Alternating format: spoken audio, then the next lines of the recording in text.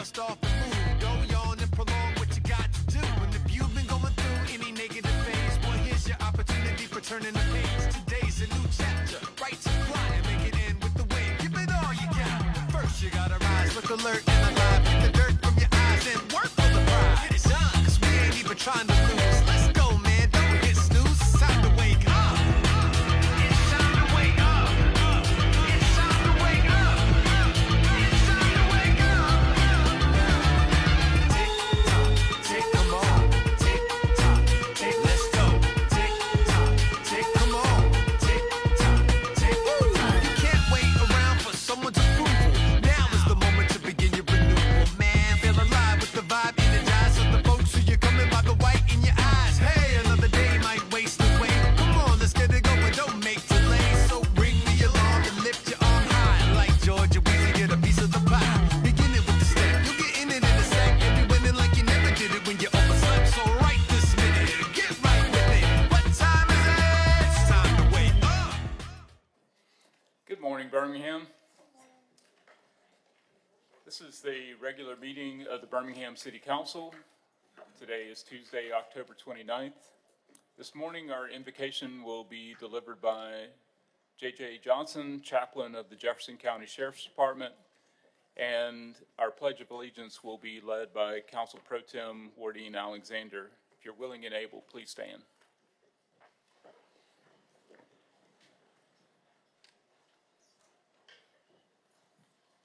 Good morning. Thank you for allowing me to come and petition God in prayer with you. Let us pray. Father, we do come this morning to give thanks. We thank you, Lord, for allowing us to wake up one more time, come out and serve your people. We thank you for just being good to us, watching over us all night long as we slumber and slept. And Lord, you've taken care of us and are giving us another day to get it right. So we come, Lord, just to say thank you, much obliged for what you're doing. We're praying for this city and all of its leaders, as we are just mere servants, part of your vision to take us to the next level.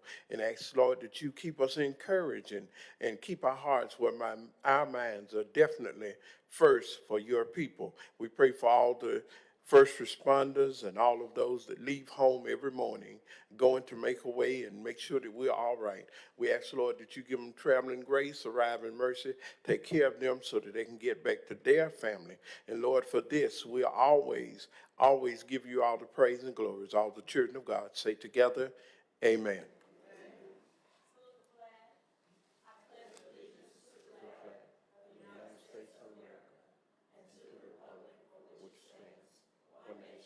Under God, indivisible, with liberty and justice for all.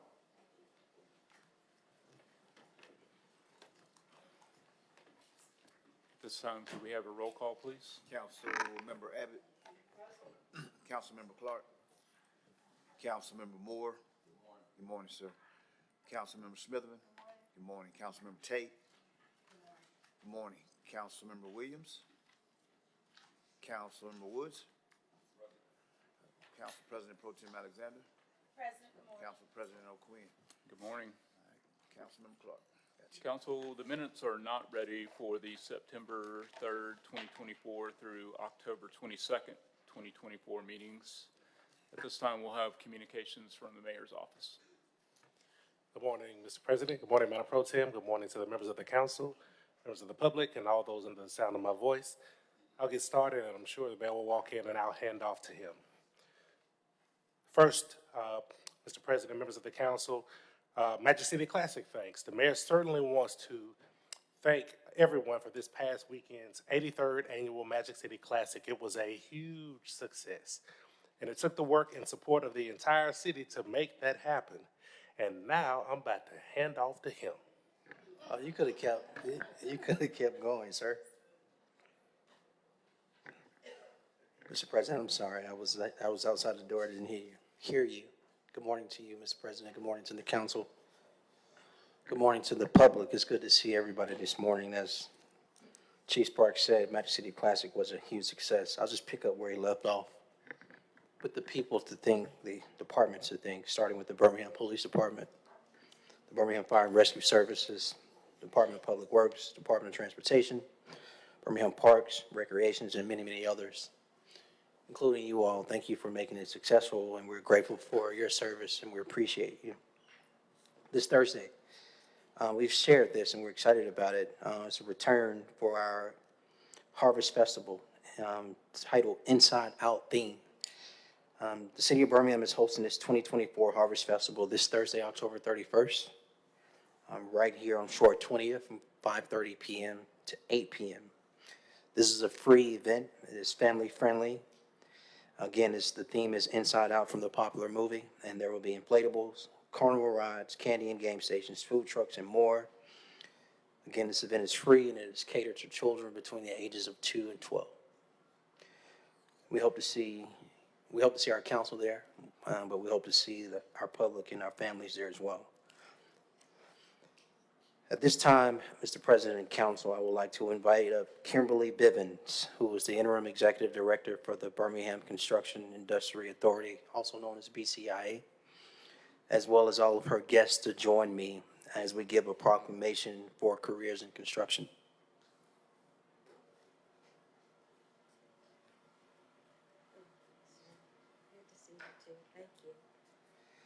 As Ms. Bivens and her guests come up, if you are not aware, October is officially recognized across the nation as Careers in Construction Month. It's an important initiative that seeks to raise public awareness of the diverse and lucrative career opportunities available within the construction industry. And so we would like to honor those who serve in those vital careers, as well as bring about awareness with the proclamation that I will read in part. And it states, whereas Birmingham, Alabama proudly serves as home to several national and locally recognized construction companies whose work continues to transform the landscape of our great city. Projects such as Regents Park, the Negro Southern League Museum, Protective Stadium, and the smoother streets made possible through the citywide resurfacing projects are just a few examples of their exceptional craftsmanship and dedication. And whereas the careers created through construction have a direct impact on our community's growth, well-being, and economy, institutions like the Birmingham Construction Industry Authority, BCIA, Associated Builders and Contractors of Alabama, ABC Alabama, and the Association of General Contractors of Alabama, also known as Alabama AGC, play a pivotal role in advancing the industry, connecting skilled workers with opportunities, and ensuring that the sector continues to thrive through training, advocacy, and innovative practices. Now, therefore, I, Randall L. Woodman, Mayor of the City of Birmingham, along with the Birmingham City Council, do hereby proclaim the month of October as Careers in Construction Month in the City of Birmingham, and urge all residents to join in celebrating and supporting the remarkable contributions of the construction industry. And at this time, I would like to ask Ms. Bivens to come up, not only introduce our guests, but also say a few words. Thank you.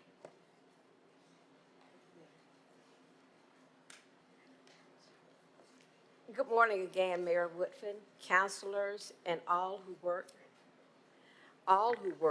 is that better? To make Birmingham, the people first, especially here in the city of Birmingham. Mayor Woodfin, thank you so much for recognizing October as Careers in Construction Month. Thank you so very much. As he said, my name is Kimberly Baylor Bivens, and I currently serve as the Executive Director of Birmingham Construction Industry Authority, better known as BCIA.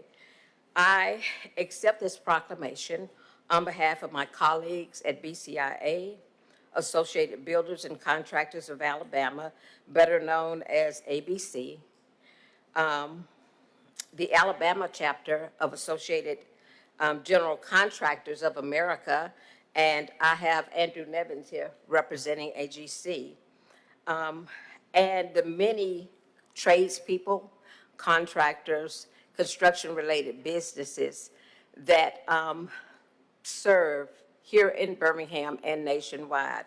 Also joining myself and Andrew are Christopher Swain with Monumental Contracting Service and Nathan Reed with Division 12, who's one of those construction-related businesses who has also served you here at the City of Birmingham. Nathan also represents the Alabama Craft Training Board. As the mayor mentioned, Careers in Construction Month is a nationwide campaign held to bring public awareness to construction careers. Construction is not only a proven pathway out of poverty, but it's also an opportunity for individuals and families to thrive. Thank you so much for your time.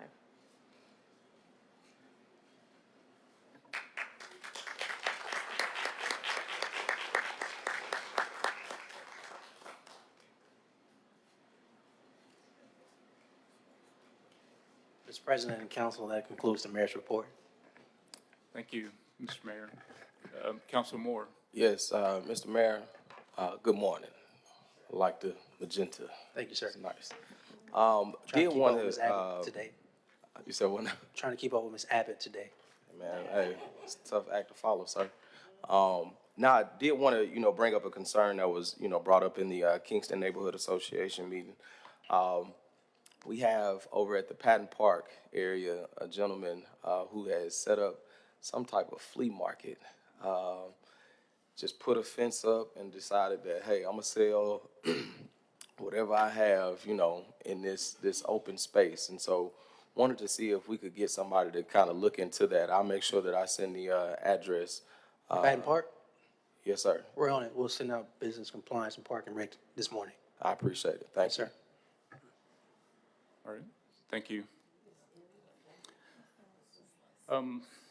Okay, so at this time, we'll have presentations, and I have invited guests from the local BAPS Swaminarian Mandir to come and talk to us about holiday of Diwali. Diwali is actually celebrated on October 30th. So if you guys could please come to the lectern.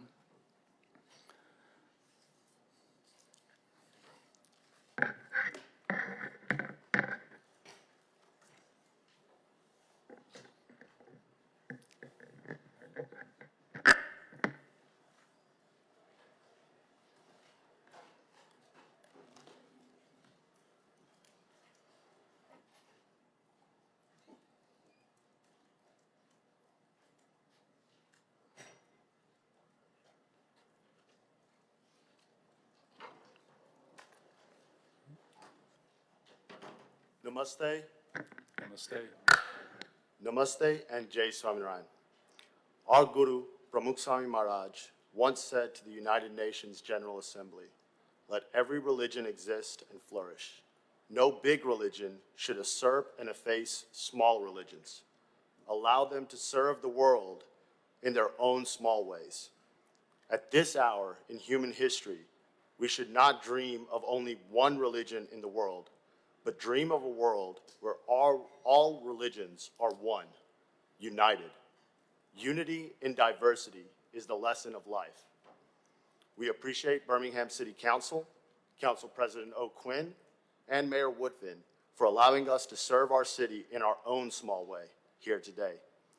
Each of you has been presented an LED diwa or lamp, and I ask that you light it now and listen as we present the purpose and significance behind Diwali.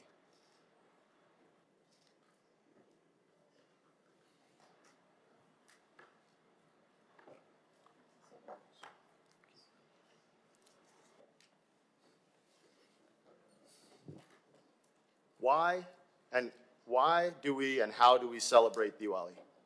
Diwali is one of the most widely celebrated festivals by billions of people across the world, characterized by bright lights, vibrant colors, delectable sweets, spectacular fireworks, and divine pujas.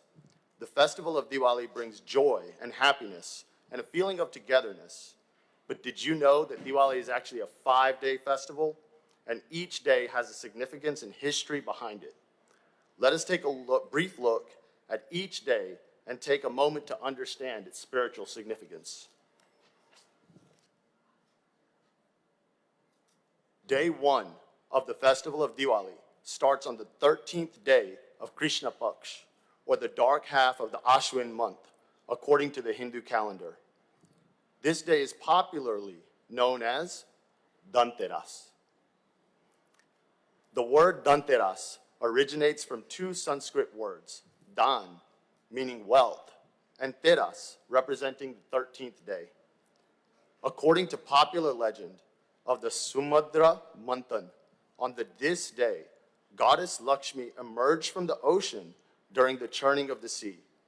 Therefore, Hindu devotees worship the goddess of wealth, Lakshmi, on this day. Traditionally, people will buy gold and silver ornaments and utensils as they are known to bring good luck and prosperity. Day 2, the second day of Diwali, is celebrated as Naraka Chaturdashi. During Dwapar Yuga, Sri Krishna Bhagwan defeated the evil king Narkasun. This day reminds us that truth always triumphs, and it celebrates the victory of good over evil. Day 3, the third day, is the actual day of Diwali. For many Hindus, it is the last day of the Hindu New Year.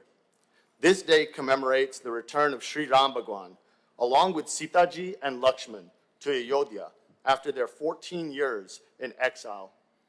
In joyous celebration of the return of their king, the people of Ayodhya illuminated their kingdom with divas. On this night, devotees light divas, symbolically asking Bhagwan to expel their ignorance and enlighten their souls. Firecrackers, sweets, and rangolis all add color and joy and happiness to the significance of this occasion. Day 4 marks the beginning of the new year for many northern Hindus all around the world. On this auspicious day, Govardhan Puja is performed to mark the day when Sri Krishna Bhagwan saved the people of Gokul from the wrath of Indra by lifting up the Govardhan hill and lending them shelter for 7 days. On this day, an ankut, or a mountain of vegetarian food, is offered to Bhagwan as a way of expressing appreciation and gratitude. Day 5, the final day of celebrations, is popularly known as Bhai Beej. On this day, Yamraj, the god of death, went to visit his sister Yami after a long period of separation. Yami welcomed him by applying tilak on his forehead and preparing a loving meal. This day celebrates the unconditional bond between brothers and sisters. Even today, the festival of Diwali continues to spread the qualities of joy, happiness, righteous prosperity, goodness, and gratitude. For 5 days, children and adults come together joyously to celebrate this occasion.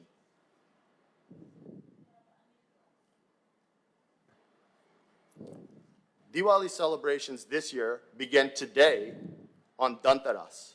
Tomorrow is Naraka Chaturdashi. Diwali is on October 31st. Govardhan Puja will be, and Ankut will be on November 1st, and Bhai Beej will be November 2nd. We have here today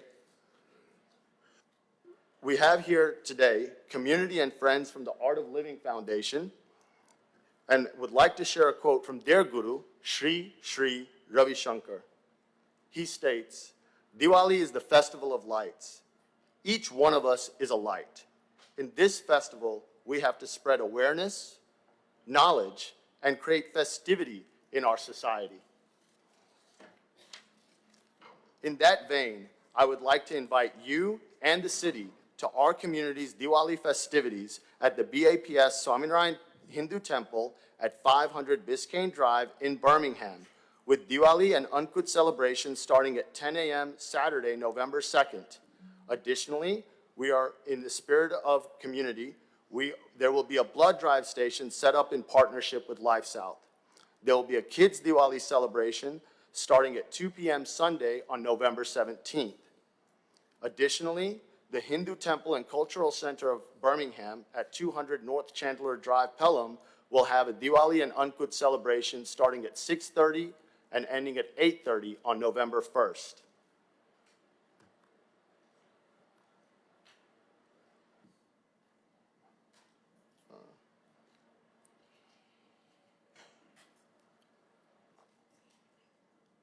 Thank you to the Birmingham City Council, Council President O'Quinn, Mayor Woodfin, and all of Birmingham. Happy Diwali. Namaste and Jai Swaminarayan. Thank you. Just want to acknowledge Ranjan, who's here from the Art of Living community. Thank you for being with us and helping us to celebrate Diwali. I also want to thank the BAPS community for the charitable work that they do in our community. They have been involved in a number of different charitable efforts. Recently, they did a walkathon in which one of the charities that benefited was an organization that helps firefighters who are experiencing cancer. So firefighters are at higher risk of cancer because, when they go into burning buildings, they're exposed to all sorts of chemicals. So there's a higher incidence of cancer in that community. And of course, our first responders are extremely important to us. So thank you for that work. I also want to thank you for being involved in the mayor's Page Pals program. The BAPS group contributed a number of hours at Oliver Elementary, helping students get up to speed on their reading proficiency. So it's just many other ways that they're involved. So thank you for all that you do for the Birmingham community. Councilor Clark. Thank you, President O'Quinn. I too want to join the council in thanking you for coming year after year to share your culture with us and the values of Diwali. And I know that Alok, who is my meditation teacher and sky breathing teacher at Art of Living, approached me about doing something similar. And I said, well, we already have a group who comes annually. So I'm really glad you all were able to get together and come together to share from your different perspectives. And I do appreciate the community engagement of the BAPS group. I had a chance to participate in something you did at UAB, which was really wonderful. And you all fed me too much food because I love Indian food. So, but thank you so much. Thank you. Yeah, thank you for the sweets. It's something I look forward to every year for sure. Glad y'all enjoy them. Yes, absolutely. All right. And there's also chai masala. So that's masala you'll put with tea or coffee. Okay? Okay. Yeah. Thank you. Add a little spice to life. All right.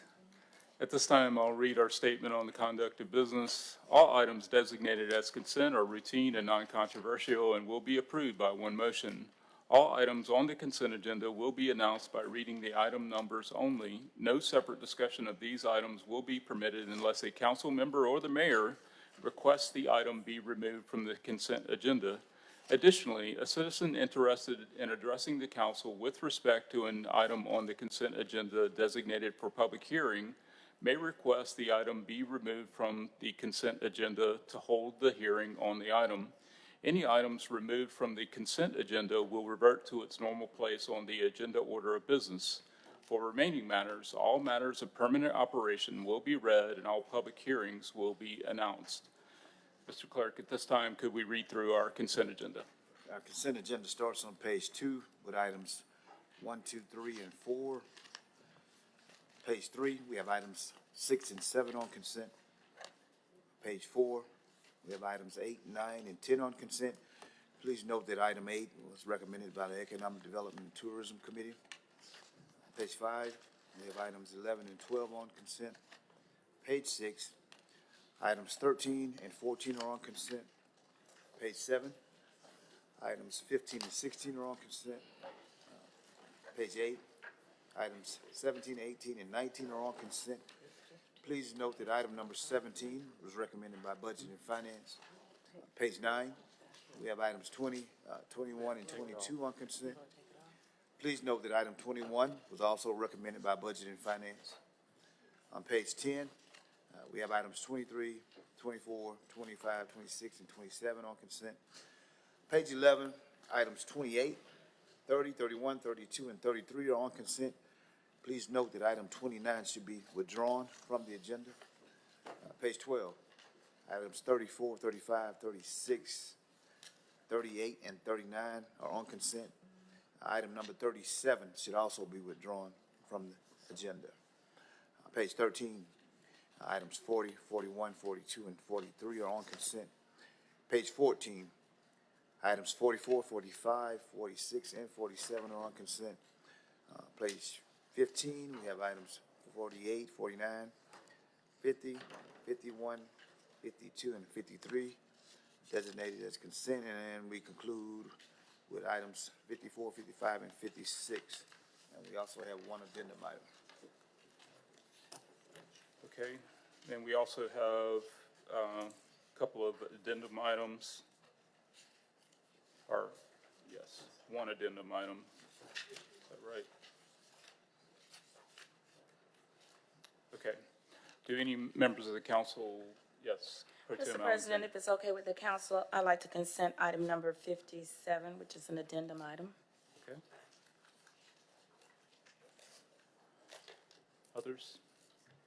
Mr. President, I would like to take off item number 9, just for informational purposes only. That's on page 4. And then I would like to take off item 18 on page 8. And then item 22 on page 9. Item 18, okay. Page 8, Counselor Tate. In item 12, Mr. President, just for some clarity and to acknowledge Ms. Dominique and the Fountain Heights community. Okay. I need to remove items 13 and 14 on page 6. And also item 15 on page 7.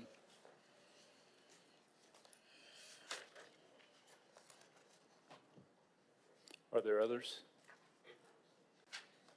All right. We also have 4 public hearing items, items 1 through 4. Do any members of the public wish to remove any of those items from the consent agenda? Seeing none, we're ready for a motion on the consent agenda. All right, Ms. Clerk.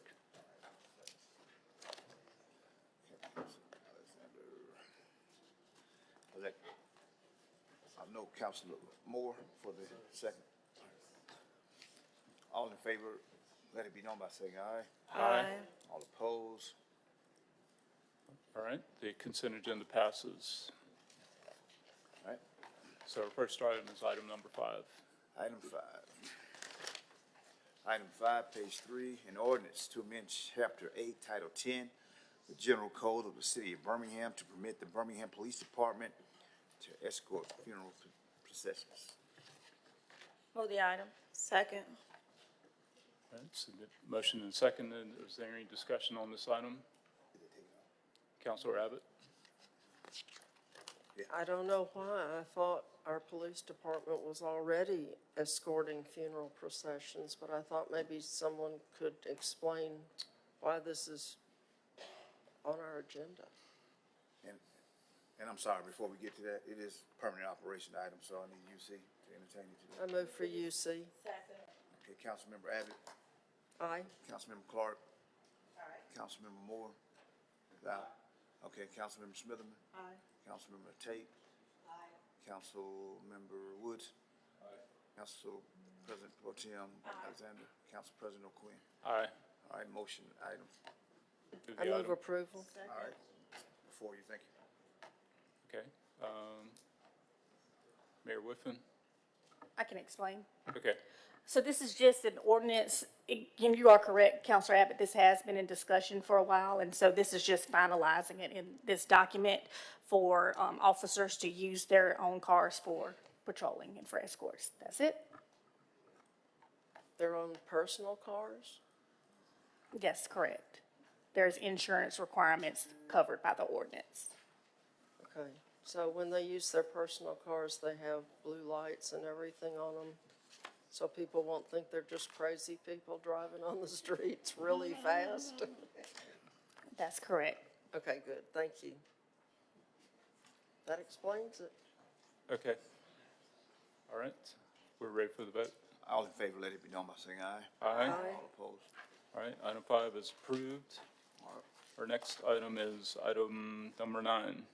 Item 9, a resolution authorizing the mayor to execute a public transportation services agreement between the Birmingham Jefferson County Transit Authority and the city of Birmingham, under which the BJCTA provide public transportation services as part of the transit system, to include fixed routes, demand response services, microtransit services, and bus rapid transit services within the city limits for an amount not to exceed $14 million, which compensation is comprised of $11 million for fixed route and paratransit service and $3 million for BRT services. And it should be a motion on the item, please. Move the item. Second. All right, it's been motioned and seconded. Is there any discussion on this item?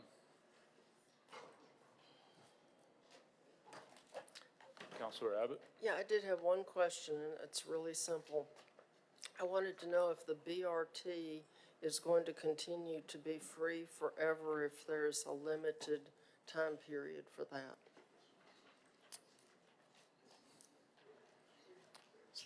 Ms. Shaw, would you like to? Okay. Yes. Complimentary. That's Yes. better saying. Ms. Shaw, if you would, could you tell us why that's important? Can you share some of the numbers for ridership on the BRT that we've seen recently? Absolutely. So good morning to everyone. And Mayor Randall's always good to see you. So our BRT has grown 207% since launching. The BRT is our largest ridership, and in the last couple of months, it's grown 153%. So it's actually doing what it's supposed to do, what it was meant to do, and we're going to keep the services complimentary. And we say complimentary because we never know how long that's going to be, but for right now, the budget through 2026 is complimentary services. So if I'm remembering correctly, at present, the average monthly boardings is somewhere north of 20,000 per Yes, month, sir. right? That's right. Right, okay. BRT is doing extremely well, and it connects to our microtransit and our other fixed route, and we're hoping to extend that in this fiscal year, 2025. Okay.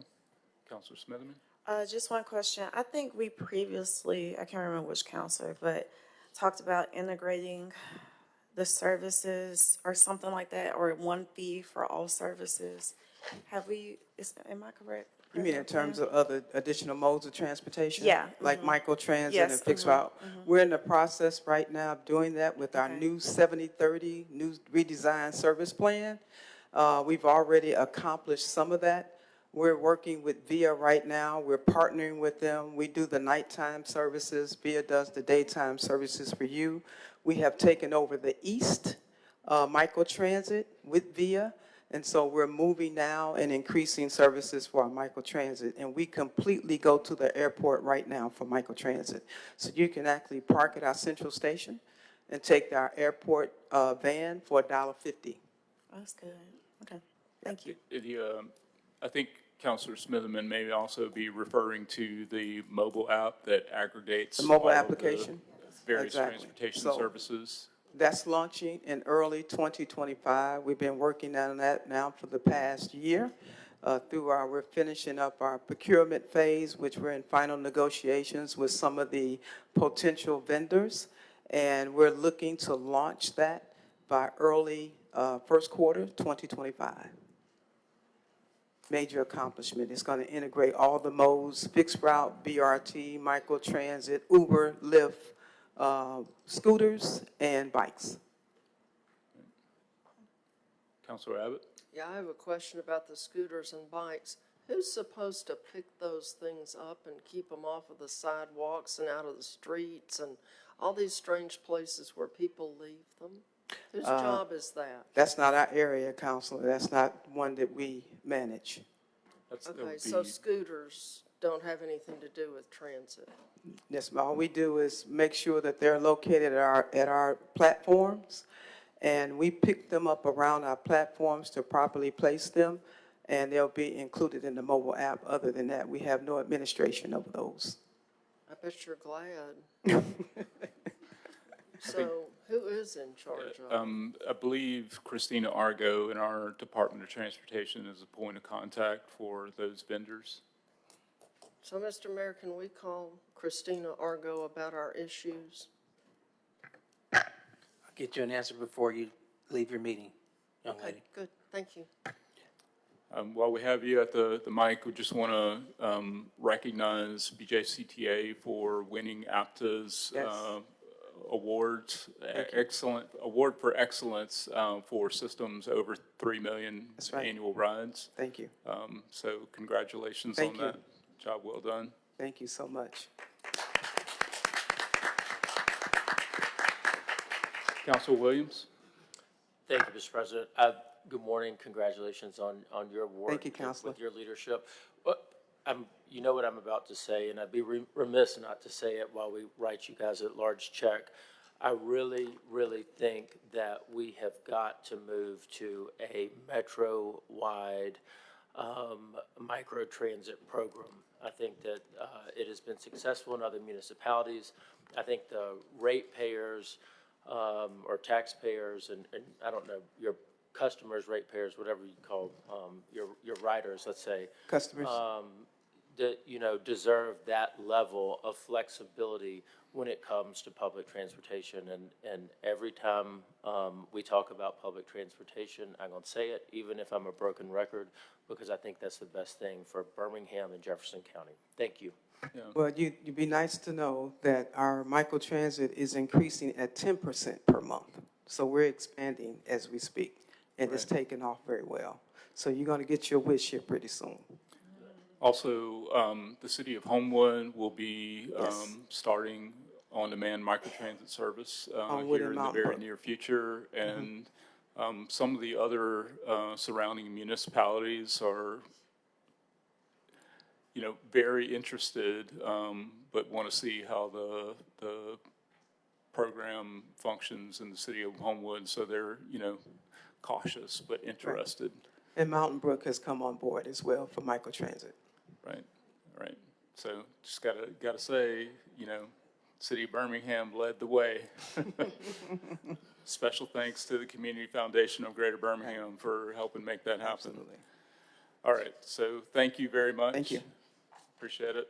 I did have, yesterday, I brought up a couple of issues in the Transportation Committee with respect to the agreement. Some changes with regard to providing notice. I just want to make sure that those changes were integrated into what we're adopting today. Yes. Okay. Forgive me, Mr. President, but Chief Mitchell said yes. Okay. All right. Great. So just for the council's benefit, there's a provision in the agreement that requires BJCTA to provide notice in advance of any route changes or changes in service. And there was one section that said 60 days and another section that said 30 days. So we just deleted one of those and made it 30 days notice. So that was the only change. If there's no further discussion, I believe we're ready for the vote. All in favor, let it be known by saying aye. Aye. Opposed? All right, that item passes. Thank you. Next item, 12. item 12.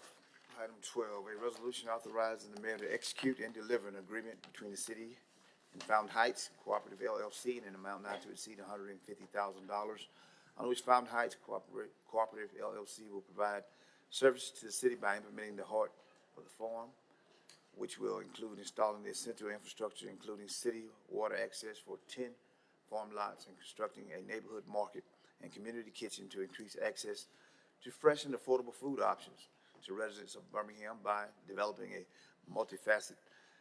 faceted space serving as a neighborhood market cooperative offering affordable, high-quality food to over 3,000 residents in the Fountain Heights area, ensuring the sustainability of local ecosystems and resources by promoting and regenerative farming practices and creating economic opportunities for micro businesses by providing affordable commercial kitchen access to 60 food-based micro businesses.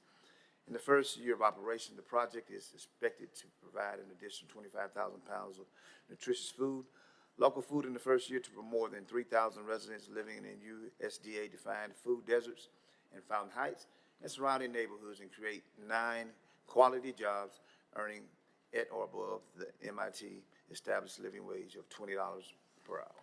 Motion, please. I move approval. All right, it's been motioned and properly seconded. Any discussion on this item?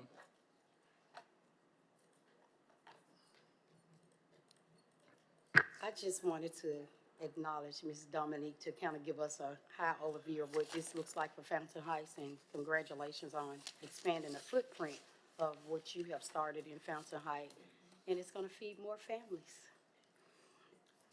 Ms. Villanueva, would you like to come and tell us a little bit more about your organization and this project? Yeah, I'll just be really brief because I see that you have a long agenda. I want to thank you all for giving me a reason to get out of my overalls today. This is a huge achievement, not only for our organization, but for our community. Our community is one who is located in what the USDA calls a food desert. We have numerous challenges related to historic practices, and today is just another example of how we are turning our community around from the inside out. Our organization started in 2017, feeding our community, and continues to be a leader in feeding our community. We provided during the pandemic over 463 families in 3 counties with food every week during the shutdown, using our network of urban and rural farmers. And I think it just speaks to the power of community and how when you have a investment in the community where you live and you work, that beautiful things can happen. And so I want to speak to the 10 spaces that we're going to be developing and continuing to grow into our urban farm spaces that will be held and co-owned by community members, but especially to the neighborhood market and the community kitchen, which will be the first neighborhood market that our community has had access to in over 70 years. And I think that that's a really special thing, and I'm so proud that we have this city's support. So thank you very much. Thank you, Dominique. Mr. President, I just want to say thank you. I think this is great. The community, we always wonder about our grandparents and great-grandparents, why they lived so long. It's because they cultivated and grew their own food. And so I know the Penny Foundation a few years ago was trying to do like a co-op as well. But I'm really excited to see this because I think, Bush Hills has a farm. I've had some of their greens cooked. They're amazing. So I'm really proud of the efforts you all are doing. I think this is amazing. Thank you. Thanks, you, Dominique. And she's one of my ARPA projects too, Council Smitherman. So congratulations again. We had this conversation. I'm glad to see it come to fruition. And you and Ms. Bunderia, Fountain Heights community. So we look forward to, just growing. Yeah, thank you. Thank you. Thank you. Mr. President, I had a Councilor question Abbott. I wanted to ask before she gets away. We talked about this a little bit when we were talking about the Penny Foundation item yesterday. Can you tell us about the soil testing that y'all do before you turn a plot into a farm? Into a farm, yeah, I think that's really important that you bring that up because so many spaces in Birmingham have been affected by the legacy of the industries here.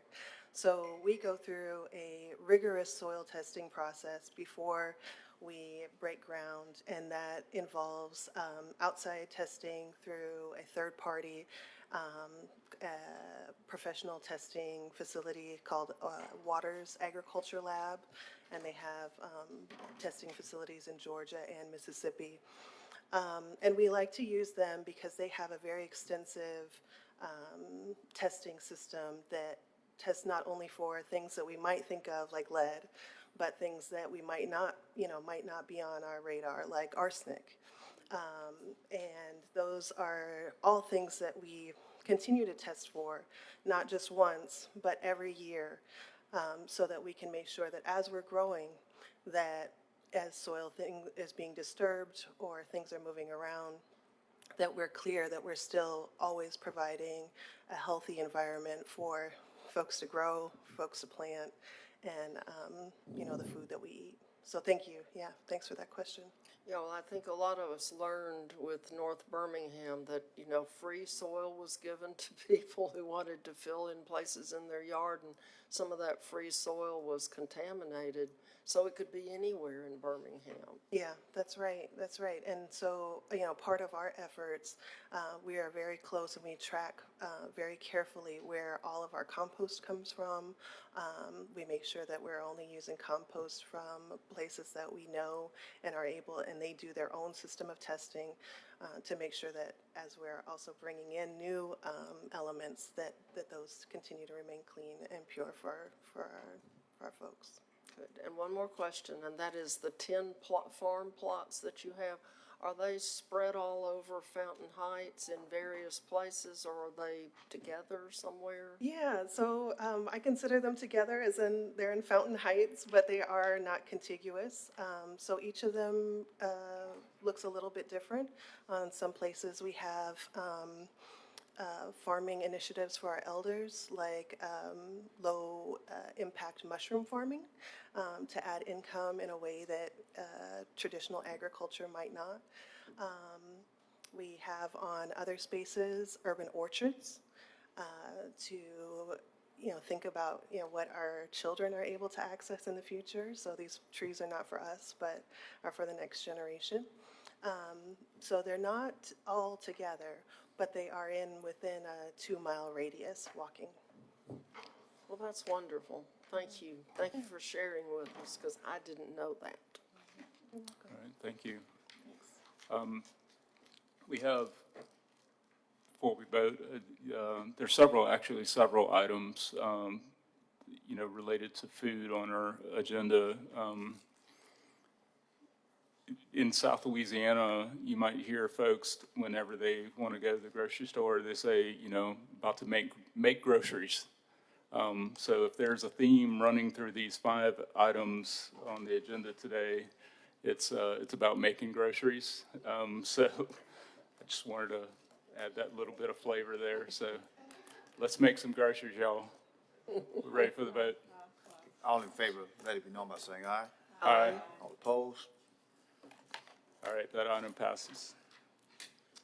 Next item, please. Item 13, a resolution authorizing the mayor to execute and deliver an agreement between the city and Jones Valley Urban Farm, doing business as Jones Valley Teaching Farm, in an amount not to exceed $120,000, under which Jones Valley Urban Farm, doing business as Jones Valley Teaching Farm, will provide services to the city by providing care of the poor and needy to Birmingham through the implementation of the Urban Farmer Grant Program, which will increase access to fresh and affordable food options by providing financial assistance for costs that deter and limit an urban farmer's capacity to start, run, or expand an agricultural operation in the city of Birmingham, by strengthening existing and new urban farm and garden initiatives, by providing grants for startup, operational, and growth costs, with grant funding available to farmers of all races and gender identities.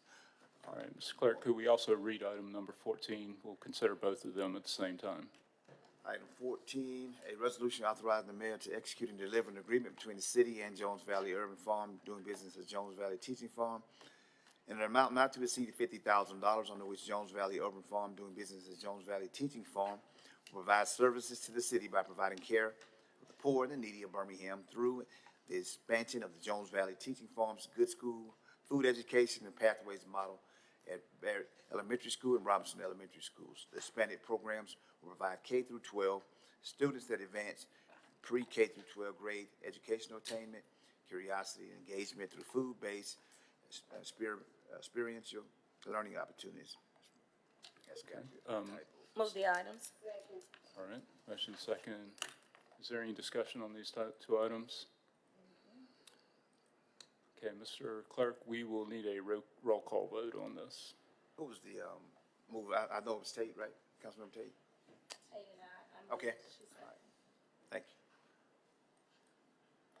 Councilmember Abbott? Aye. Councilmember Clark? Aye. Councilmember Moore? Aye. Councilmember Smitherman? Aye. Councilmember Tate? Aye. Councilmember Williams? Aye. Councilmember Woods? Aye. Council President Pro Tem Alexander? Aye. Council President O'Quinn? I'm going to abstain, please. All right. All right, so items 13 and 14 pass. Next item is number 15. All right. Item 15. It's on page 7. A resolution approving and authorizing the mayor to execute a second amended and restated redevelopment project and funding agreement with Northside Redevelopment LLC, pursuant to which Northside Redevelopment LLC will develop the former Caraway Memorial Hospital campus and certain adjoining parcels through the construction of a mixed-use development, which is expected to consist of single-family and multifamily residential hotel, retail, office, and entertainment facilities at estimated cost of $340 million, and the city will provide certain in-kind services in the form of certain public infrastructure improvements. The city will construct in the vicinity of the former Caraway Memorial Hospital campus at a cost not to exceed $4,500,000 in addition to certain economic development incentives, an aggregate amount not to exceed $12,350,000 previously committed to the project, consisting of the following: one, an initial cash incentive of $4,100,000 previously paid to the Northside Redevelopment LLC for land acquisition, demolition, and other blight removal activities. Two, a supplemental cash incentive of $3,700,000 previously paid to Northside Redevelopment LLC from ARPA funds in the form of a forgivable loan for the completion of the demolition and blight removal phase of the project. And three, up to $4,550,000 in incentives based on future sales, use, and property tax revenues generated to the city from the project. Motion. All right, it's been moved and seconded. Any discussion on this item? Mr. President? Councilor Abbott. Yeah, I just wanted to say for the public's consumption that what we're doing here is putting improvements on publicly owned city rights of way. We are not doing anything on any private property. So this is, I think we learned yesterday, street paving, sidewalks, and lighting in the city right of way. And that soon we will do some work in our neighborhoods. So I wanted to say that right out loud so that people don't get the wrong idea about what we're doing here. We're not propping anybody's project up. We're doing things that probably should have been done a long time ago. But this is on city property, and it's amenities that anyone can use, street sidewalks and street lighting. So thank you, Mr. President. Hear, hear. All right. Councilor Tate. And also, I want to add to Councilor Abbott's point. I have seen sidewalk improvement. If you go down 16th Street North, coming off the 16th Street exit, that corridor coming down 16th has been redone with ADA compliance. Also, in the Sipico Finley neighborhood, it is a lot of sidewalk restoration that has been done in that area. So I've seen some footprints throughout District 9, and as Councilor Abbott said, it will continue. Thank you, Councilor Abbott. All right. Mr. President, I have a question, probably for Attorney King. Was this a part of the original contract? Jim Stanley provide information? Or Chief Smiley? Good morning. Lisa Smiley, Senior Advisor and Chief Accountability Officer for Mayor Woodfin. Yes, this commitment was made during the first agreement to provide infrastructure. At that time, we didn't know exactly what the scope was going to be or the cost. So this is phase one of that commitment that was made in the beginning. Okay, what are phases 2 and 3? What are phases 2 and 3? Those will be developed as the actual development is pursued. Our teams, which include PEP, Capital Projects, and the Department of Transportation, are tracking this project, and they will let you know what they think needs to happen as the other part of the project goes vertical. Okay, so if this was a part of the original contract, Mayor Woodfin, why wasn't this a part of the street paving list for this year?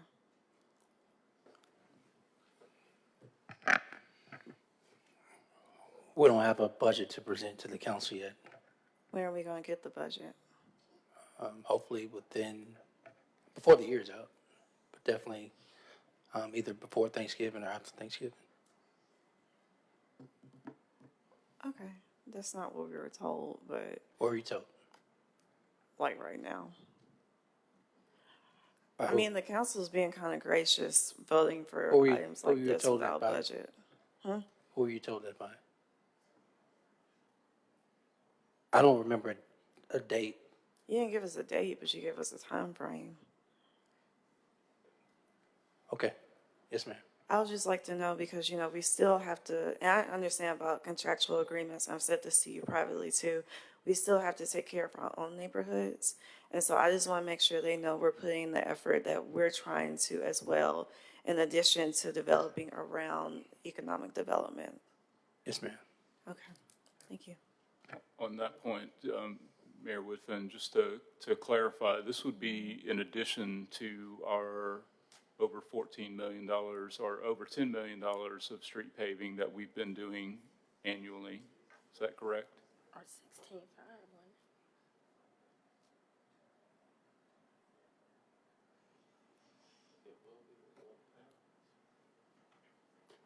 Let's clarify, Mr. President. I apologize for my delay in responding. Yes. But to be clear, this project is more than street paving. It's a infrastructure package that also includes sidewalks and lights. Okay. Any additional questions? All right, I believe we're ready for the vote. All in favor, let it be known by saying aye. Aye. All opposed? That item is approved. Please note my abstention. Thank you. Okay.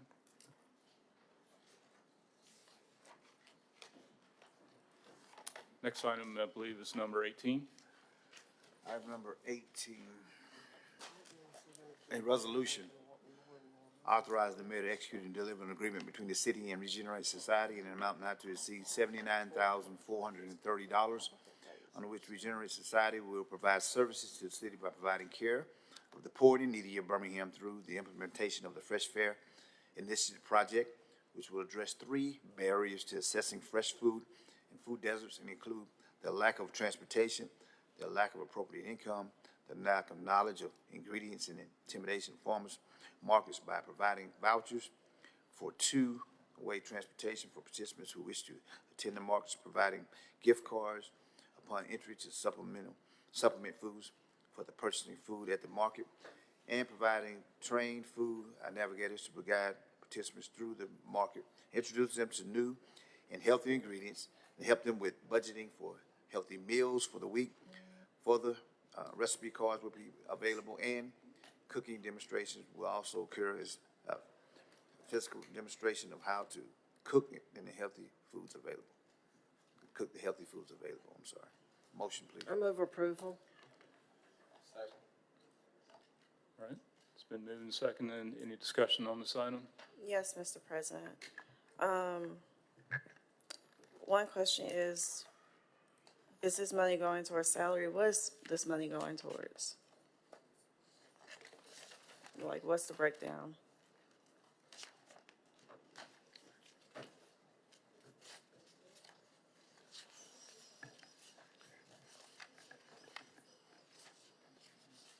So, if we could have somebody from Regenerate Society.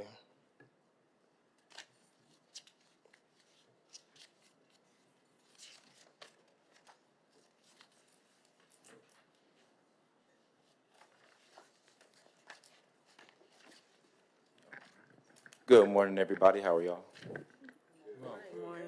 Yes, so thank you all for allowing us to be in front of you all, Council President, Council Pro Tem, council in general, Mayor Woodfin. My name is Wesley Wright. I'm the executive director of the Regenerate Society Incorporated, and I'm here to hopefully answer some of those questions. Now, speaking to that as well, actually, as of recently, we actually chose to withdraw from the grant and actually withdraw from the conversation of it. So I'm here to answer a couple of different things, but to answer your point, yes, originally it was to actually be able to produce salary and components that would help us do this project as well. I'm confused, so wait. So there's actually a budget in your packet where you can actually look at the breakdown of where the money is going. Council Moore, I think the confusion is that the item specifically is in agreement with Regenerate Society. So if they're withdrawing from the project, then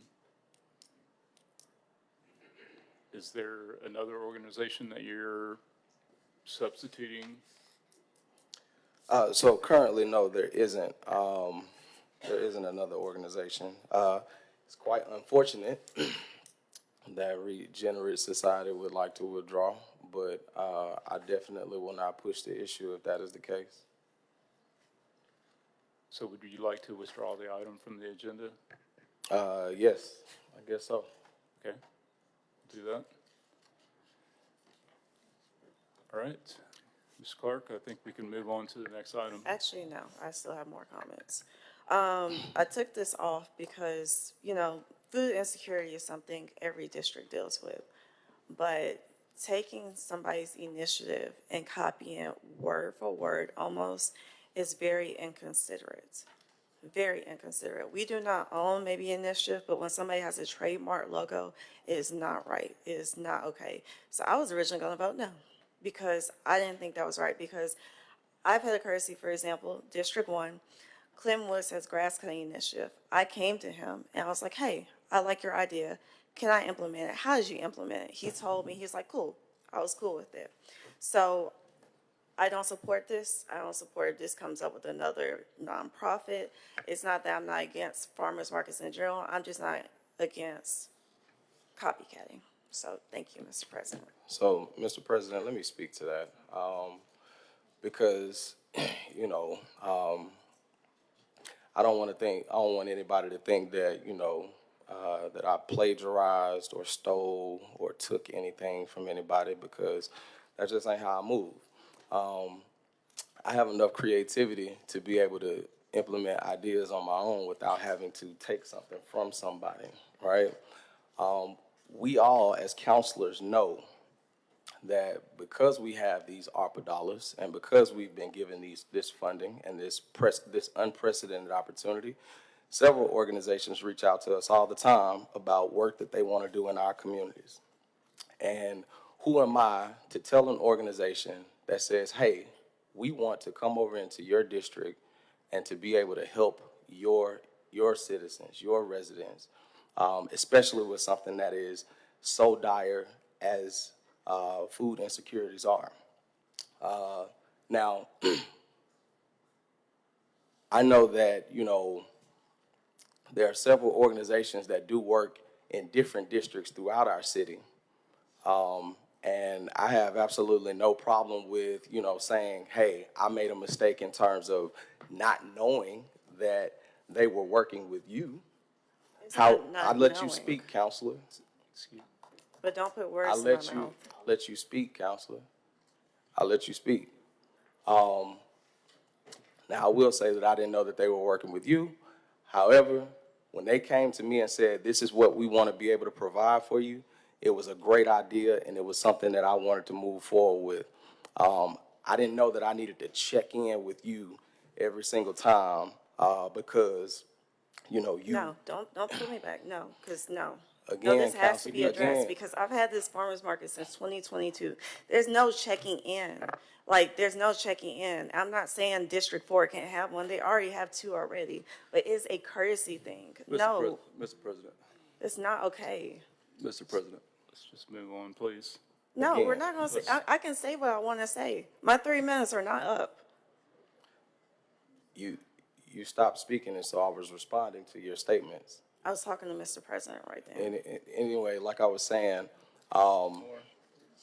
Yes, my goal is Council Moore, I would respectfully ask that you and Councilor Smitherman work this out in private and let us continue with the meeting.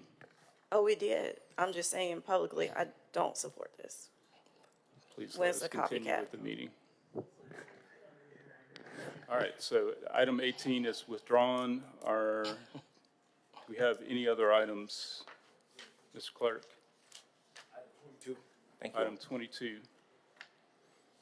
Item 22, a resolution authorizing the mayor to apply for a grant and execute and deliver an agreement and all required documents to the United States Environmental Protection Agency for the FY 25 Brownfield Assessment Grants and accept grant fund disbursements to the city of Birmingham for the purpose of focusing on mapping brownfield sites, prioritization of brownfield sites, community engagement, and yeah, that's it, I'm done.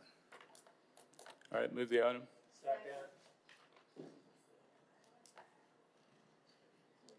All right, is there any discussion on this item? I just wanted to receive the same information that Budget and Finance received yesterday. Okay, Mr. Gambro? Good morning. My name is Tim Gambrell. I serve as the Chief Planner for the City of Birmingham. And yes, this item is authorization to apply for EPA Brownfield Assessment Grant. The main purpose of this grant is to do assessments, but also to create a planning effort around brownfields for us to better understand our situation and kind of plan for the future and how we, develop a brownfield program going forward. So we would focus on mapping and prioritization as well as community engagement to really try and develop a more complete brownfield program. Okay, is there any questions for Mr. Gambro? Councilor Clark? Yeah, I just wanted to know, does this live in the planning department, like the administration of brownfield assessment? And, I mean, this will be a planning project. I think, we would be listed probably as the project managers. Obviously, there's an accountant within the finance department, within a grant team, would work with us to administer the grant and release funding. But I think also, we would want to work in partnership with IEO as well as community development as we move forward. So are you asking people to volunteer information? Because, everything almost is a brownfield to some extent. I mean, That's true. Pretty pervasive in terms of, how will you go about identifying? Right. So, we've gone through a process previously, and we've identified a large list in both North Birmingham and Pratt Inslee. There are probably other sites within the city, but those are generally focus areas for this grant. Okay. But once the grant's received, you would be able to use those funds at any location within the city. Those are our target areas, though. And so, the community engagement aspect is going to be very important. I think getting to your point that, how do you, actually get the owner of a property, to kind of participate? And that has been a challenge in the past. And I think that that's part of the idea with this is not just to do assessments, but to engage those folks in a really robust way with the consultant to really fully understand the program. I think there are some misconceptions out there about what happens when EPA finds out what's on your site. And so, we want to, kind of debunk some of those misconceptions and really get the property owner involved in this process as well. Okay, I just wanted to bring up another point about, and really a brownfield, I guess an unlikely brownfield situation. Someone developing a home on a vacant lot in Bush Hills discovered that, I guess the demolition practices, a lot of the material had been buried.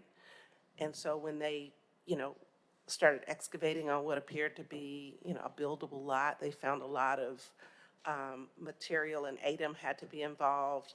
So I'm just noting that as something that has come up that required remediation that you wouldn't expect on a residential lot, that there's contaminants under the ground from a demolition process. So just want to throw that out there. It may become a barrier as we continue to move forward to try to do more infill housing, so. And that was a lot that was condemned. No, it was a apparently vacant lot that someone Okay. acquired to do a house on, but as they started to excavate I to see. pour the slab, they ran into buried material from a demolished house. I got you. And they worked, I guess they worked with the demolition, it was a city demolition, where the city had contracted it out. And ADEM had to get involved, and they required the removal Right, of the those material. materials. Yeah. Okay. Okay. Any additional discussion on this item? Counselor Abbott? Yeah, we discussed yesterday that identifying these sites will help us or help the owners of the property to access state funds that are available for brownfield cleanup and taking, I guess, the monkey off the back of the property owner. You know,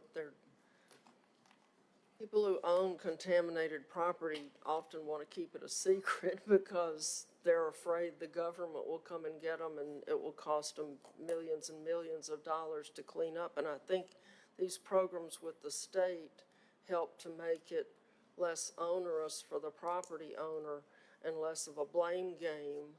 Because obviously, if you acquired a piece of property that someone else polluted, it's kind of seems unfair. So I think the state has some programs that will help people to clean up without it being paid by the property owner in full. Well, I think that's something that we need to investigate a little further. Yeah, I know there regional- are revolving loan funds, and I think the goal ultimately is to do a cleanup project and repurpose property. Yeah. And so, how do you make that work? I do think revolving loan fund is part of that equation.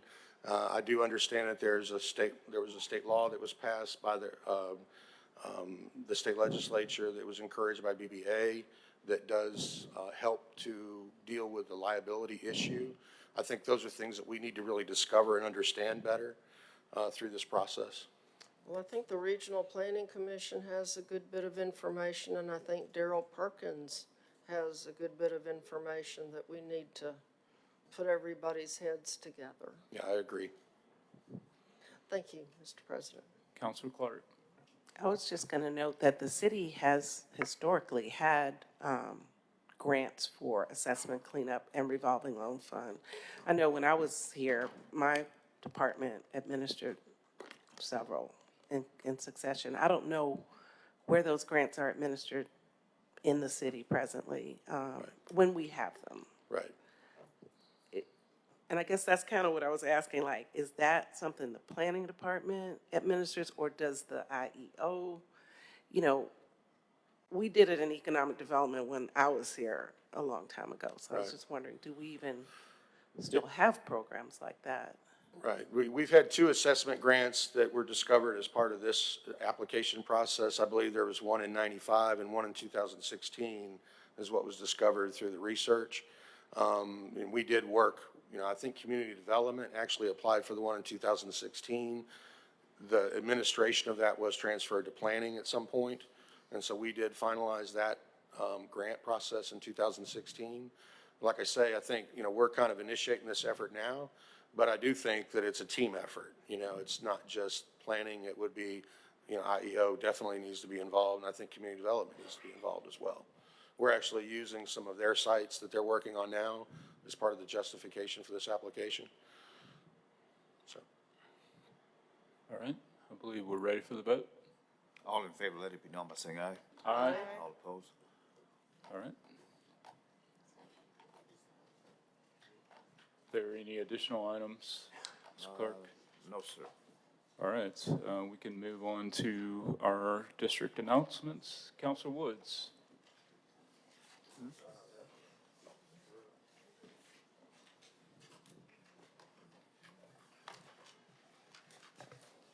All right, good morning.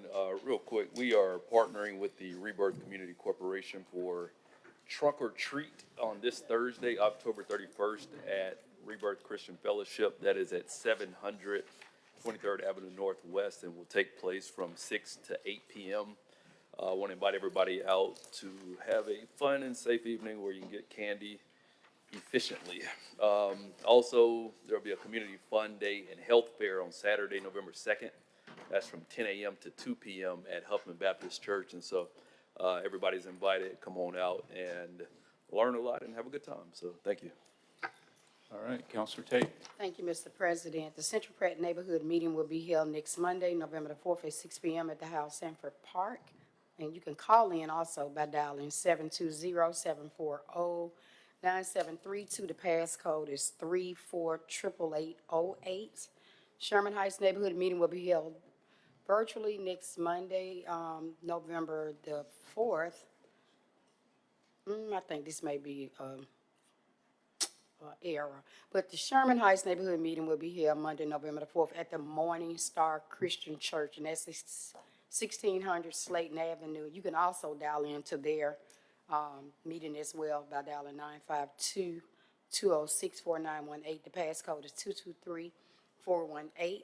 Also, we're getting ready for our annual upcoming State of the District, and that will be on Wednesday, November the 20th, 2024, from 5 to 7 at the Crossplex. So that's all of District 9 come out to our annual State of the District so we can update you on what we have been up to. Also, Miss Brenda Brown, Bosom Buddies, she's going to be hosting a community health forum that will take place Thursday, November the 21st, from 5:30 to 6:30 at One Pratt Park. So come out and support Miss Brenda Brown, Bosom Buddies, who does a fantastic job educating those around cancer and the different things that we need to know. The next public safety meeting will be held on Tuesday, November the 12th at 1 p.m. Please submit agenda items by Wednesday, November the 6th, no later than 12 noon, to Greg Stanley, and that's Gregory.Stanley at birminghamal.gov, and that's Patrice.Collins. And that's Patrice.Collins at birminghamal.gov. Also, District 9 is getting ready for their Gooder Pop-Up Grocery Market. And that's going to be November the 22nd from 10 a.m. to 1 p.m. at the 25th Avenue Baptist Church, located at 2100 25th Court North. And so that's going to want to thank Pastor Joe Bracy for making that church ground available for us in a logistical manner. So we're going to be registering 500 families to receive food for 7 to 10 days with Gooder. So that's going to be very good. Also, the Hooper City neighborhood presents Hollow Fest. Gather up you many goblins, free treats until they last. And that's come one, come all drive through. And it's October the 31st at the Hooper Center Recreation Center, located at 3901 4th Street West. And it starts at 5 p.m. And if you need further information, you can contact the neighborhood president, Anthony Douglas, at 205-920-6059. Thank you, Mr. President. Thank you. Counselor Williams. Thank you. The next Economic Development Tourism Committee meeting has been canceled. That was scheduled on November 5th due to lack of submissions. The next Economic Development Tourism Committee meeting will be the 2 weeks following that. On November 22nd, the annual Day of the Dead celebration that we're helping sponsor is happening at Sloss Furnaces beginning at 3 o'clock. There will be live music performances, art installations, food, and more. Get your tickets at barehandsinc.org. If y'all haven't been, I recommend going. It is a awesome event. That is all I have. Thank you, Pro Tem Alexander. Thank you, Mr. President. These are announcements for District 7. Thursday, October 31st, Project Hopewell, Inc. and the Southwest Alliance Association will present their annual Southwest Fall Festival and Hallelujah Night. It includes games, prizes, costume contests, the 4th annual chili cook-off, the reigning champ from last year. So someone will have to come and beat out the reigning champ on that particular chili cook-off. That will be held 5 to 6:30 p.m. at Hopewell Baptist Church. It's just great family fun, great opportunity for you to bring your kids out. We have a Halloween costume contest, or they have one, and so very excited to make you aware of that family fun event. On Friday, November 1st, the Jones Valley Neighborhood Association will meet at 4 p.m. in the Powley Library. On Saturday, September 2nd, the Tri-County AL chapter of the Links Incorporated, they are presenting the Local Authors Expo. This will be Saturday, November 2nd from 10 to 2 p.m. at the Birmingham Public Library. And they have featured speakers, and this particular event, this expo showcases Alabama authors, including many from the Birmingham area. Books will be available for purchase and signing. Thank you, Mr. President. All right. Thank you, Councilor Smitherman. Thank you, Mr. President. We had a good time at the Safe Summer Series on Sunday. Pastor Mike was the headline for it. Thank you to my colleagues that came out. The event was a success, and I think that the Safe Summer Series concert was really good this summer. The next Budget and Finance meeting is Monday, November 25th, due to Veterans Day, be on November 11th. And then, Mr. President, I would like to say, if you could keep down people whispering the whole time during the meeting, I would really appreciate it. Thank you. All right. Councilor Abbott. Thank you, Mr. President. The next Planning and Zoning Committee meeting will be held on November 13th, which sounds like it's a really long way away, but it will be here before we know it because October's almost gone and we barely saw it. I hope that everybody has recovered from the Classic Week and all the activities that went on. Wanted to congratulate Alabama State for winning the game. I know there were some sad A&M people there, but you know, being an Auburn fan, I know about losing, so you just have to get over it, you know. So, but if you have, okay, the next Glen Iris neighborhood meeting is November 4th at St. Elias Maronite Catholic Church at 6:30 p.m. So that's our next neighborhood meeting. Certainly, if you have any concerns or issues, we want you to call 311. Calling our office is a wonderful thing. We love to talk to you, but you still need to call 311 or use the wonderful My BHAM 311 app where you can attach photographs of the problem. And that way the people that go to look for it will know what to look for. So we also ask residents of District 3 to please continue to visit our website for all the other announcements that we don't have time to make in our 3 minutes up here at the end of the meeting. So that address is www.bhamdistrict3.com. And that is it for me. It was fun being in the parade. I have to say, the parade was a lot of fun, and I've never ridden on a fire truck before. I've been inside the cab of one, but only because they had a big display of antique fire trucks at Avondale Park one time. So that was pretty neat. It's one of those experiences that you'll always remember, especially when you almost lost your balance and fell off the back. So, but it didn't happen. Good job. All right. Didn't happen, so I wasn't in the news. Thank you, Councilor Abbott. Councilor Moore. Thank you, Mr. President. Collegeville Neighborhood Association will take place this Monday at 6 p.m. at Greater New Antioch Baptist Church. Zion City will be on Monday at 6:30 on Zoom. Brownsville Heights will be on Monday at 6 p.m. at Brownsville Heights Community Center. Maple Grove will also be at Brownsville Heights Community Center. Broomhead Heights will be, don't need that one. The Community Development Committee will take place on Tuesday, November 5th at 2 p.m. in council chambers. All submissions are due by Wednesday, October 25th to terry.chapman@birminghamal.gov. The Parks and Recreation Board will meet next Wednesday at 9 a.m. at Legion Field. And we're also 1 week away from election. So make sure everybody goes out and vote on Tuesday, November the 5th. Very important thing to do. Definitely enjoyed the Magic City Classic this weekend. Enjoyed, being able to be in the parade myself. That was cool. And then I also want to just send a big congratulations to Woodlawn High School.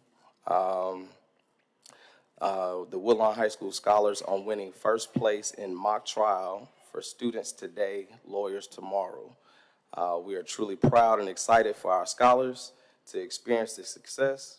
I want to give a kudos to Mr. Hannah, who serves as their advisor, Caitlin Collier, Shania Davison, Nigel Bowler, Zion Spann, Amaya Wright, Jakaya Johnson, and Amaria Arnold. I pray to God I pronounced your name correctly. And last but not least, definitely want to give a shout out to Councilor Smitherman for her Safe Summer Series event. It was well attended. Yeah, leave it at that. Thank you. Okay, thank you. Councilor Clark. Thank you, Mr. President. So Carmen is at the World Urban Forum in Cairo, so I don't have any formal announcements. I just want to wish everyone a happy Diwali, a happy Halloween, safe Halloween, and a happy Dia de los Muertos, and enjoy all the festivities. And, you know, we're going to keep our lights shining brightly. JT's got the biggest lights, so he got the biggest responsibility to shine brightly. So thank you. That concludes my remarks. All right, thank you. Just brief reminder to the council, the Birmingham E911 Commission has a brief update with the director immediately following the meeting. As far as District 5 announcements, the Transportation and Infrastructure Committee meeting will take place on November 11th at 2 p.m. in the council chambers. Items can be submitted to the agenda by contacting Kimberly Phillips at kimberly.phillips@birminghamal.gov. Also want to let the public know that on Wednesday, November 20th at 6 p.m. here in Birmingham City Hall Council Chambers, as part of our Committee of the Whole, we want to talk about a draft version of revisions, amendments to our ordinances related to pet ownership. So we'll have a public hearing on that as part of our Committee of the Whole meeting. Again, that's Wednesday, November 20th at 6 p.m. here in the council chambers. The mayor already announced that there will be a fall festival on tomorrow from 6 to 8 p.m. On the west side of the stadium at Legion Field. So again, that's Wednesday, October 30th, 6 to 8 p.m. at Legion Field. And there will be free food, treats, and games. That's the fall festival of the Birmingham Park and Recreation Board. The city of Birmingham will host a harvest festival on Thursday, October 31st, from 5:30 to 8 p.m. here at Birmingham City Hall on Short 20th Street. So get the kids ready because there's two places you can go. One Wednesday night, tomorrow night, and the other Thursday night. The Birmingham Public Library will host Bards and Brews open mic this Friday, November 1st at 6:30 p.m. at the Woodlawn Theater. Must be 18 to enter. This event is free and open to the public. And also, as Councilor Moore mentioned, if you need additional nonpartisan information about the election next Tuesday, Greater Birmingham Ministries has an election guide on their website that has candidate profiles and so on and so forth. So the Greater Birmingham Ministries website is www.gbm.org, really easy, gbm.org. And that concludes my announcements. Mr. Clark, we have one speaker who signed up. Jackie Gordon. Is Ms. Gordon here? If not, we will move on. All right, I want to thank our officers on duty. Cedric Pinkert is always with us Thank you. And we also have Officer Shannon Jones from West Precinct. Thank you for being here. Again, council. Well, before I make my motion, you said the 20th of November is committee. It's our regularly scheduled committee of the whole meeting, so wanted to adjust the time on that to allow for some discussion about. What were the times again? Not tentatively 6 p.m. So instead of meeting at 3:30 as normal, we're gonna meet at 6? Yes, and that's subject to be adjusted depending on the agenda, but I did want to move this sort of public hearing portion of the meeting to a little bit later to allow the public to attend. I'm sorry. So, We might need to have yeah, maybe so, I'll make a motion to adjourn. We can. yeah. Before Anyway. we start announcing what things.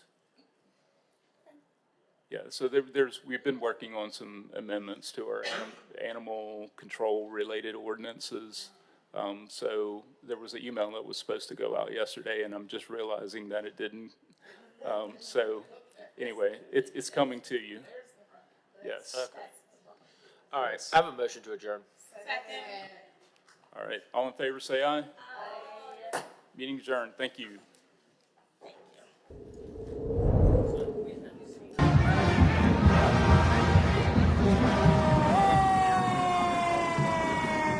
Well, we're here for the Magic City Classic Parade. Everyone is here to see what the Magic City is all about. And all the bands are here.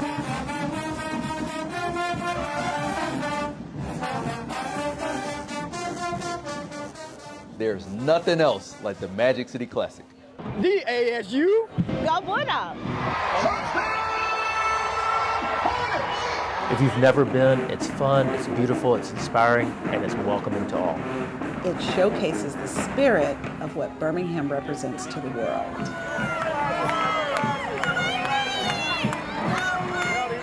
We have children, we have families. This is what makes the Classic so special for the city of Birmingham. It's a great energy. It feels like a big family reunion. I love the vibe.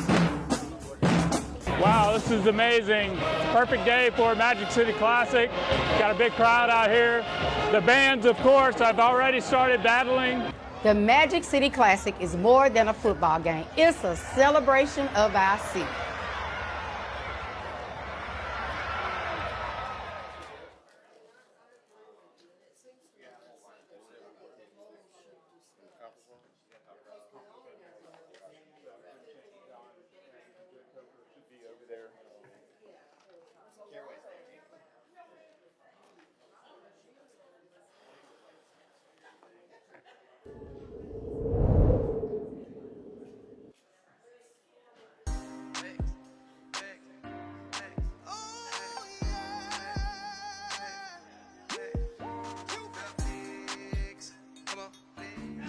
We want to have a great time.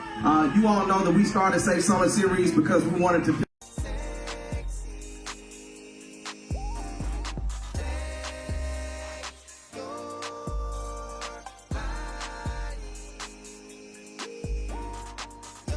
I'm out here just, you know what I'm saying, giving these kids a chance because I got my lemon pepper steppers on. But like, if it weren't for that, I'll lock them down. I'm too old to fall, all right? Too old to fall. All right, we got a D1 to D4 special. Y'all want me in All right. Now, if you do y'all in some loafers. The boy got on church shoes. Now, if you do y'all in church shoes. Ready? Blue 82. Hey, hit it.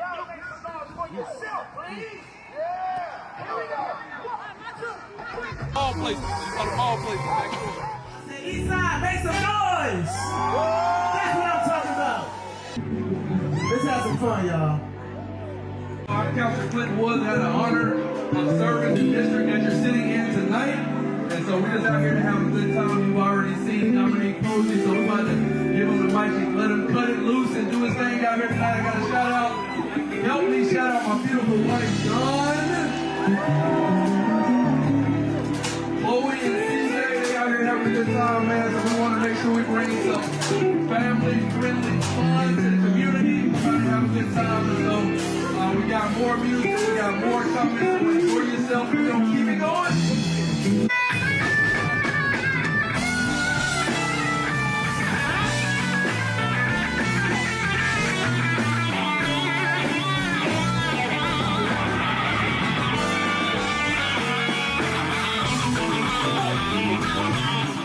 You say 12, 1, 12, 1, 12. When I say 1, you say 12, 1, 12, 1, 12, 1, 12, 1, 12. Here we go. I thought I told you that we won't stop. I thought I told you that we won't stop. Come on. I thought I told you that we won't stop. I thought I told you that we won't stop. One time. Come on. I thought I told you that we won't stop. I thought I told you that we won't stop. Come on. I thought I told you that we won't stop. I thought I told you that we won't stop. One time. Come on. I thought I told you that we won't stop. I thought I told you that we won't stop. Come on. I thought I told you that we won't stop.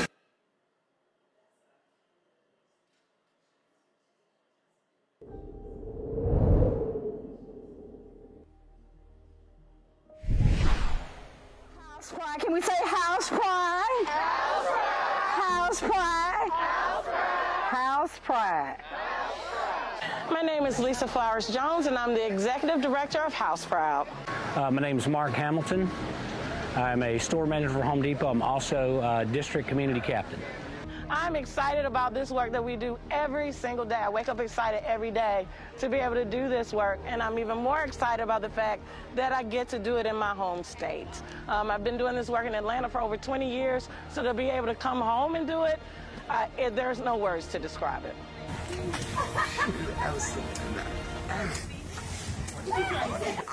I'm amazed. Words can't come out right now.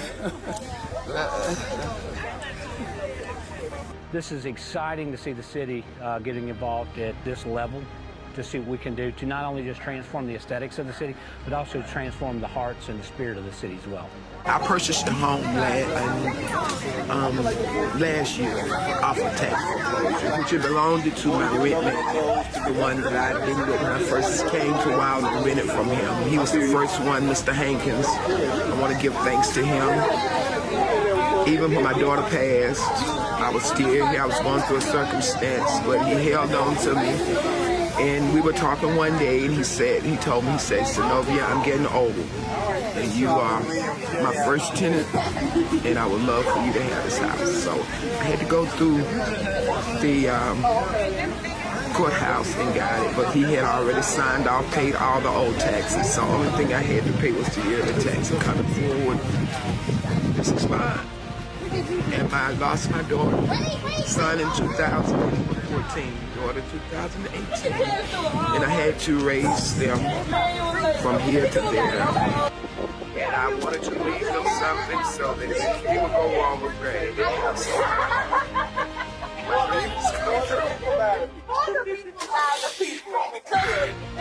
And I want to thank God for each and every one of you who came out, making this sacrifice for this Wylam community. I think I may see Tremaine, who's here.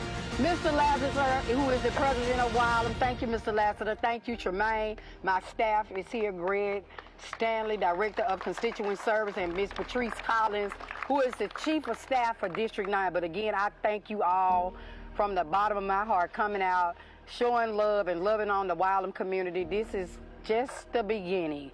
So I got a big mouth and I know how to raise money, okay? Thank y'all. Thank you. I am a living testimony to say God is still here. He's working.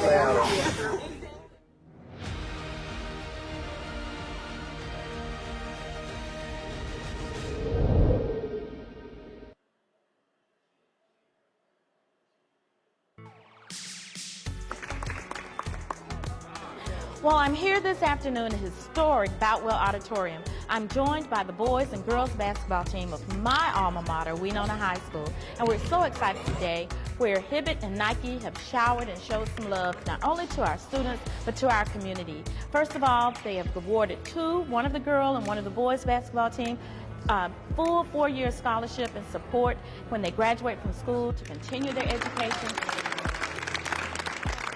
as well as donating $50,000 to Winona High School. As a graduate of Winona, a native of the community, I know how important it is to get community support. So I'm just excited for what Hibbett and Nike are doing for our community.